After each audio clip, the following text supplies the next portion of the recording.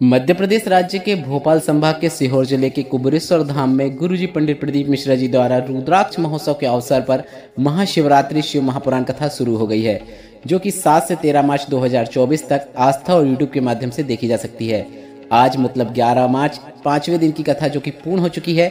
इस कथा में आज गुरुजी ने इन नए उपायों की जानकारी दी है।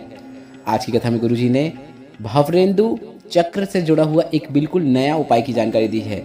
इसके साथ ही गुरुजी ने शिवलिंग में गोल गोल जल चढ़ाने का नया तरीका बताया है, जिसका एक नया उपाय है।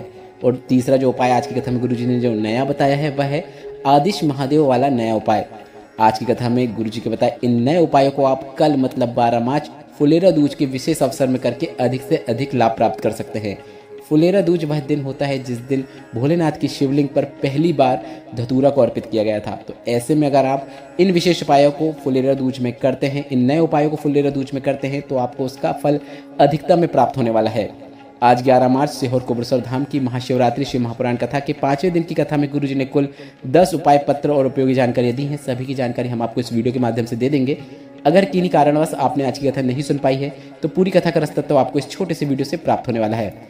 आज की कथा की पहली जानकारी इस प्रकार है। गुरुजी ने कहा, संतान प्राप्ति के लिए, वंश वृद्धि के लिए आपको बेलपत्र का वृक्ष जरूर रोपित करना चाहिए, लगाना चाहिए। पर ऐसा नहीं कि आपके घर में औलाद है, संतान है तो आप बेलपत्र का वृक्ष नहीं लगाएंगे, बल्कि अपने परिवार की कई पीढ़ियों को तारने के लिए बेलपत्र का वृक्ष, बेलपत्र का पौधा जरूर लगाएं। पर पौधे को आप अपने पास रखें और जब वह थोड़ा बड़ा हो जाए, जब वह कहीं बाहर लगाने लायक हो जाए, तभी आपको किसी बगीचे या मंदिर में जाकर मंदिर प्रांगण में उस बेलपत्र के वृक्ष को लगाना चाहिए और उसके चारों ओर आपको मेड़ बना देना चाहिए ताकि वह सुरक्षित रह सके। बढ़ते हैं आज की कथा की दूसरी विशेष जानकारी की ओर। पूजा जी पत्र लेकर आए जिसमें उन्होंने लिखा, मेरे बेटे को 2020 में किडनी की समस्या हो गई। डॉक्टर ने किडनी बदलने को कह दिया था। समझ नहीं आ रहा था कि क्या करें क्या ना करें। तब किसी ने आपकी कथा के बारे में बताया। हमने कथा सुनना शुरू किया, मंदिर जाना शुरू किया, पशुपतिनाथ व्रत किया और जल और बेलपत्र को औषधि रूप में प्राप्त करके उसे खिलाना शुरू किया, पर लाभ नहीं हुआ। आप कहते हैं इधर उधर मत भटको, बाबा पर विश्वास रखो।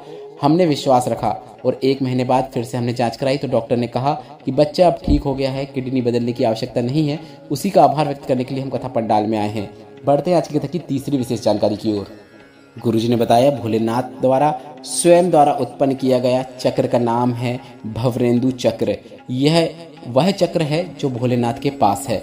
बढ़ते हैं आज की कथा की चौथी विशेष जानकारी की ओर। गुरुजी ने कहा, सीहोर कुबेरेश्वर धाम में रुद्राक्ष को जब रुद्राक्ष महोत्सव में जब सिद्ध किया जाता है, जब अनुष्ठान किया जाता है, तो उसमें 3 चक्रों का स्मरण किया जाता है।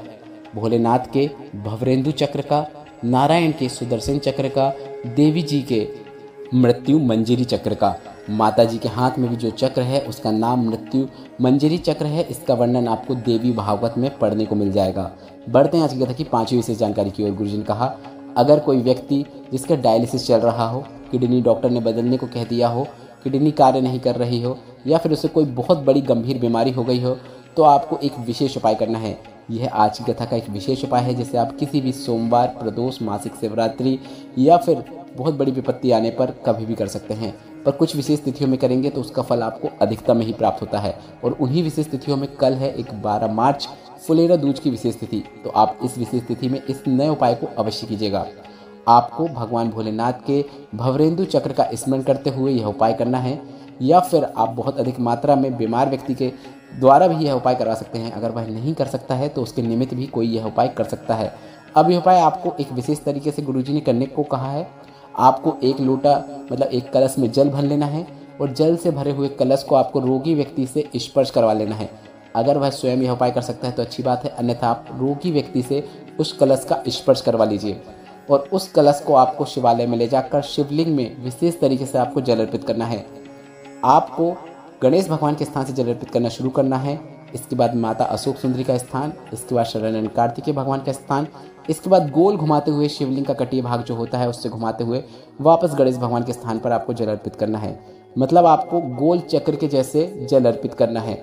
शिवलिंग के ऊपर आपको अंत में जल अर्पित करना है। तो आप 5 से 7 बार शिवलिंग के चारों ओर आप जल घुमा लीजिए और 5 से 7 बार घुमाने के बाद भवरेंदु चक्र का स्मरण करते हुए, और घुमाते समय भी आप भवरेंदु चक्र का स्मरण कर सकते हैं, और भवरेंदु चक्र का स्मरण करते हुए आपको पूरा जल शिवलिंग के ऊपर अर्पित कर देना है। इसके बाद थोड़ा सा जल आपको औषधि रूप में प्राप्त कर लेना है और उस रोगी व्यक्ति को 2 बूंद ही सही मिल रहा है तो 2 बूंद ही सही उस व्यक्ति को जल का आचमन करा देना है। कितनी ही बड़ी बीमारी क्यों ना हो गई हो, कितनी ही बड़ी भयंकर बीमारी क्यों ना हो गई हो, गुरुजी ने कहा वह दूर होना शुरू हो जाती है। बस आपको भवरेंदु चक्र का स्मरण करते हुए यह विशेष उपाय करना है। बढ़ते हैं आज की कथा की 6वीं विशेष जानकारी की ओर। निवेदिता गुप्ता जी पत्र लेकर आई जिसमें उन्होंने लिखा, मेरे पति का स्वास्थ्य खराब हुआ। ऐसी बीमारी हुई जो लाखों में एक को होती है। उनके आहार नली में छाले हो गए, इसके बाद उनके मुंह में भी छाले हो गए, शरीर में भी फंगस इन्फेक्शन हो गया।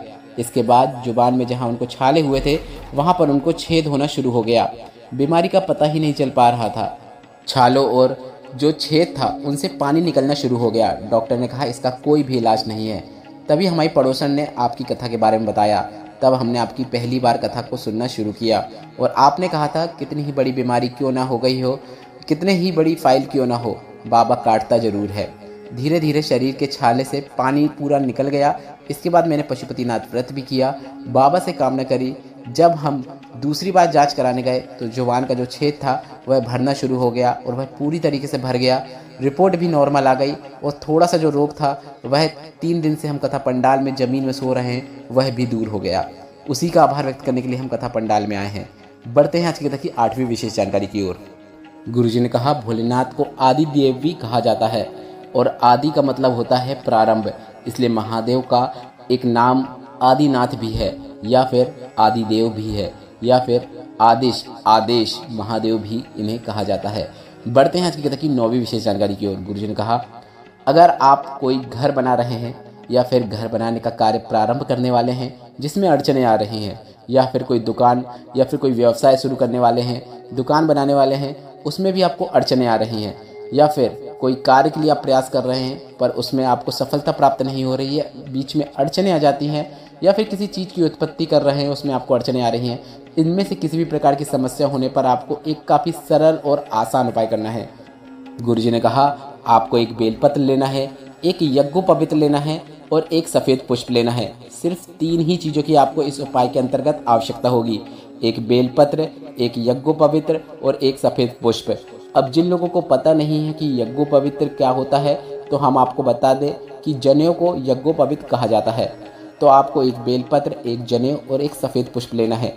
इन तीनों चीज़ों को आपको अपने हाथ में लेते हुए आदिश महादेव का नाम लेना है।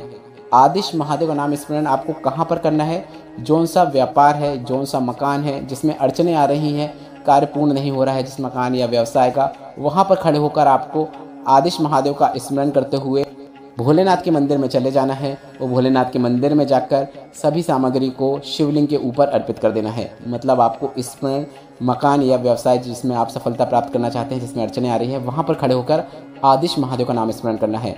अब किसी कार्य के लिए आप उपाय करना चाहते हैं जिसका संबंध मकान या फिर व्यवसाय से नहीं है, पर आप किसी कार्य में सफलता प्राप्ति के लिए यह उपाय करना चाहते हैं, तो आपको अपने हाथ में, अपने हथेली में, शिवालय में जाने के बाद यह तीनों सामग्री मतलब एक बेलपत्र, एक यज्ञोपवीत, एक सफ़ेद पुष्प लेना है। उस शिवालय में जाने के बाद आदिश महादेव का नाम स्मरण करते हुए, अपना वह कार्य बोलते हुए, भोलेनाथ से विनय करते हुए सभी चीज़ों को शिवलिंग के ऊपर अर्पित कर देना है। बस इतना ही करना होता है। यह उपाय आप किसी भी सोमवार, प्रदोष या मासिक शिवरात्रि में करके अधिक से अधिक लाभ प्राप्त कर सकते हैं। यह उपाय विशेष तिथि में करके आपको अधिक से अधिक लाभ प्राप्त होने वाला है और विशेष तिथि कल भी है, मतलब 12 मार्च को है। 12 मार्च को है फुलेरा दूज की एक विशेष तिथि और इस विशेष तिथि पे आप इस विशेष उपाय को करके उसका फल जो आप प्राप्त करेंगे वह आपको हजारों गुना प्राप्त होने वाला है। तो कल यह उपाय आप अवश्य कीजिएगा। बढ़ते हैं आज की कथा की 10वीं और अंतिम विशेष जानकारी की ओर। आज गुरुजी ने कहा 19 से 23 मार्च तक रेवाड़ी हरियाणा में शिव महापुराण कथा होगी, जिसका नाम आरती शिव महापुराण कथा रखा गया है। उस कथा में आपको यह जानकारियाँ प्राप्त होने वाली हैं कि भोलेनाथ की आरती कैसे की जाती है, बाती कैसी लगाई जाती है, भोलेनाथ की आरती में दूरवा होना चाहिए या नहीं, गरुड़ घंटी का प्रयोग कितने स्थानों में होता है, कितने बार किया जाता है, चावल के दाने कहाँ रखे जाते हैं, बेलपत्र को कहाँ पर रखा जाता है, शंख का जल होना चाहिए या नहीं, कपूर कब जलाया जाता है। केवल आप इतना ही समझ जाएं तो थोड़ी सी ही आरती कर लेने से आपको पूरे फल की प्राप्ति होती है और भोलेनाथ की कृपा आपको प्राप्त हो जाती है। यह संपूर्ण जानकारी जो आज गुरुजी ने कहा कि हम आने वाली आरती शिव महापुराण कथा में बताने वाले हैं। इसके साथ ही गुरुजी ने आज की कथा में पशुपतिनाथ व्रत से जुड़ी एक बिल्कुल विशेष जानकारी दी। गुरुजी ने कहा ऐसा नहीं करना है, कई महिलाएं करती हैं, कई माताएं करती हैं कि जब वह शाम को 5 दीपक प्रज्वलित करती हैं भोलेनाथ के मंदिर में, तो 5 दीपक में से एक दीपक को उठाकर उस दीपक से भोलेनाथ की आरती करके वह दीपक नीचे रख देती हैं। यह बिल्कुल गलत है। गुरुजी ने कहा उन 5 दीपकों में से आपको एक भी दीपक उठाना नहीं होता है। अर्थात अगर आप पशुपतिनाथ व्रत में जो दीपक भोलेनाथ के मंदिर में प्रज्वलित किए हैं उन्हीं को उठाकर भोलेनाथ की आरती कर रहे हैं तो आपका व्रत नहीं लगता है, वह मान्य नहीं होता है। ऐसे में किए गए व्रत को आपको गिनना नहीं है। आज की कथा में गुरुजी के बताए इन जानकारियों से संबंधित अगर अभी भी आपके मन में कोई प्रश्न है तो ये प्रश्न आप कमेंट बॉक्स के जरिए पूछ सकते हैं। मेरे द्वारा दी गई जानकारी अगर आपको थोड़ी सी भी उपयोगी लगी हो तो इस वीडियो को लाइक करके कमेंट बॉक्स में हर हर महादेव जरूर टाइप कीजिएगा। श्री शिवाय नमस्तुभ्यम। हर हर महादेव।